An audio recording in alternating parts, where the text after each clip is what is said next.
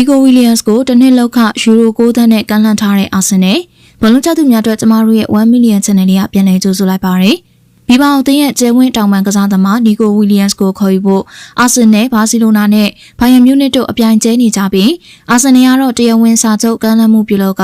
အပြောင်းရွှေ့ပြန်ပွဲမှာဦးဆောင်နေတဲ့သူဖြစ်လာခဲ့ပါတယ်။လက်လုံးမှာတော့ Nico Williams ရဲ့အေဂျင့်ဖြစ်သူက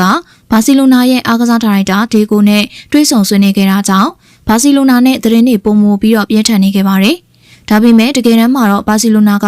နီကိုအတွက်ရွေးချယ်ကြရတဲ့မှာအင်အားနဲ့ဆုံးသင်းဖြစ်နေပါတယ်။စပိန်တောင်ပန်ကစားသမားကိုရိုင်းကဘာစီလိုနာသာသူ့ကိုခေါ်ယူဖို့မီးစိမ်းပြမယ်ဆိုရင်တခြားကလပ်တွေရဲ့ကမ်းလှမ်းမှုတွေကိုပယ်ချပြီးလာစာနေနဲ့ကစားဖို့ထိဆန္ဒရှိနေတယ်လို့ဆိုပါတယ်။ဒါပေမဲ့ဘာစီလိုနာရဲ့နံပါတ်1ပြစ်မှတ်ကလီဗာပူးကစားသမားလူဝစ်ဒီယက်စ်ဖြစ်နေတာကြောင့်နီကိုအတွက်ခွင့်ရကဒုတိယနေရာမှာပဲရှိနေပါတယ်။နောက်ထပ်အခက်အခဲတစ်ခုကဘီဘာရိုသိန်းကနီကိုရဲ့စားချုပ်ဖြတ်သိမ်းခြင်းယူရို58တန်းကိုအရေးကြမဟုတ်ပဲတလုံးတခဲတဲ့အပြည့်အဝပေးချေဖို့တောင်းဆိုနေတာပါ။ဒါကဘန်နာရဲ့အကျက်တဲရှိနေတဲ့ဘာစီလိုနာအတွက်ကြီးမားတဲ့ဝန်ထုံးဝန်ပိုးတစ်ခုဖြစ်နေပါတယ်။အာဆင်နယ်နီးပြမီဂေးအာတီတာက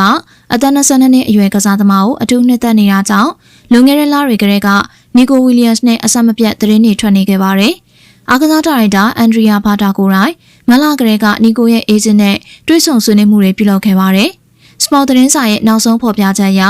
အာဆင်နယ်ကနီကိုဝီလီယမ်စ်ကိုလန်ဒန်မှာရရှိမဲ့လဆောင်ငွေပမာဏကိုရှင်းရှင်းလင်းလင်းတရားဝင်ကမ်းလှမ်းထားပြီးဖြစ်တယ်လို့သိရပါတယ်။အဆိုပါကမ်းလှမ်းမှုကတစ်နှစ်လောက်ခလာစာယူရို9သန်းထိရှိပြီးတော့ဒါကတခြားကလပ်တရားပေးနိုင်တာထက်ပိုများတဲ့ပမာဏဖြစ်ပါတယ်။နီကိုဝီလီယမ်စ်ဘက်ကတော့ဒီကမ်းလှမ်းမှုကိုသဘောတူညီချက်မရှိသေးပဲသူ့ရဲ့ရွေးချယ်မှုတွေကိုဆက်လက်ပြီးတော့ချိန်ဆနေစေပါ။ဥရောပရဲ့ထိပ်သီးကလပ်ဘိုင်ယန်မြူးနစ်က